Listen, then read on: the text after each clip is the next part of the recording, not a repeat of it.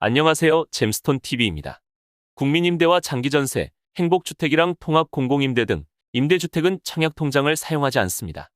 해당 주택들은 순수 거주만 가능하며 분양 전환되지 않기 때문에 당첨되고 거주하면서 분양아파트에 청약할 수 있습니다.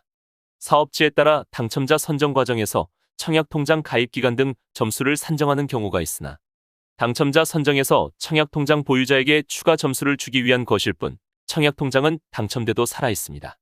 다만 5년이나 10년 공공임대처럼 나중에 분양 전환 받을 수 있는 권리가 발생하는 임대주택은 당첨되면 청약통장이 사용 처리되는 점 주의해야 합니다.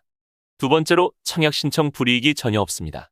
분양아파트의 경우에는 지역에 따라 청약하고 당첨되면 계약 여부와 상관없이 청약통장이 사라지고 최대 10년 동안 재당첨 제한 등 규제를 받습니다. 하지만 임대주택은 청약통장을 사용하지 않으며 당첨되고 계약을 하지 않아도 불이익이 전혀 없습니다. 그리고 소득 초과나 자산 제한에 걸려도 부적격 당첨 등의 우려가 없기 때문에 청약 기회가 생기면 무조건 신청해 보는 게 좋습니다. 당장 당첨 가능성이 높지 않더라도 청약 과정을 경험해 보면 나중에 신청할 때 많은 도움이 되기 때문입니다.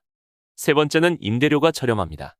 지역이나 현장에 따라서 주변 임대 시세보다 50% 이상 저렴한 경우도 많으며 임차인 소득 수준이나 시장 상황에 따라 재계약할 때 임대료를 동결하기도 합니다.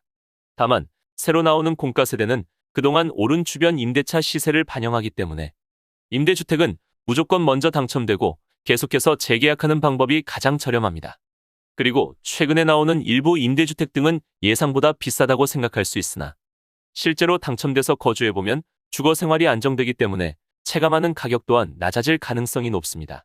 다음으로 한번 당첨되면 최대 30년 동안 거주할 수 있습니다.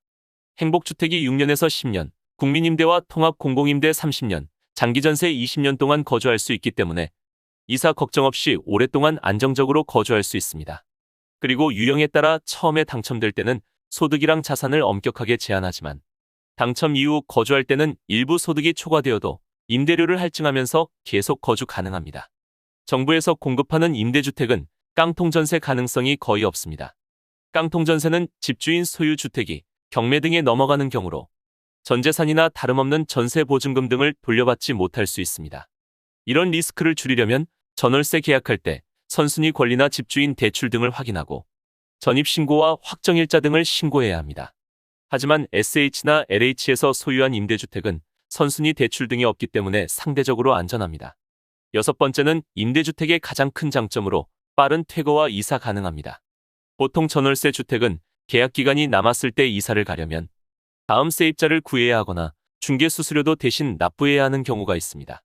물론 이런 경우는 세입자 본인 사정을 집주인이 배려해 주는 것이라 충분히 납득할 수 있습니다. 하지만 경우에 따라서는 정상적인 계약기간 만료 이후에 이사를 가려고 해도 다음 세입자가 구해질 때까지 보증금을 돌려받지 못하는 경우도 상당합니다. 하지만 정부 임대주택은 계약 기간 중에 퇴거하는 경우에도 원하는 기간에 보증금을 돌려받을 수 있으며 다음 세입자를 구할 때까지 기다리지 않아도 됩니다.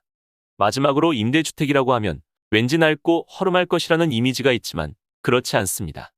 서울 고덕강 1지구나 마곡, 위례 신도시 등 택지개발지구에서는 직접 임대아파트를 새로 지어서 공급했으며 법적으로 재개발이나 재건축 현장에서 일정 물량을 임대로 공급해야 하는 규정이 있기 때문에 유명 브랜드 아파트 신축 현장에서도 국민임대나 장기전세 등 임대주택을 만날 수 있습니다. 지금까지 말씀드린 내용은 지금 보이는 화면 연락처에서 상담 가능하며 원하는 지역 공급 일정 등을 문자 알람 서비스로 받을 수 있습니다.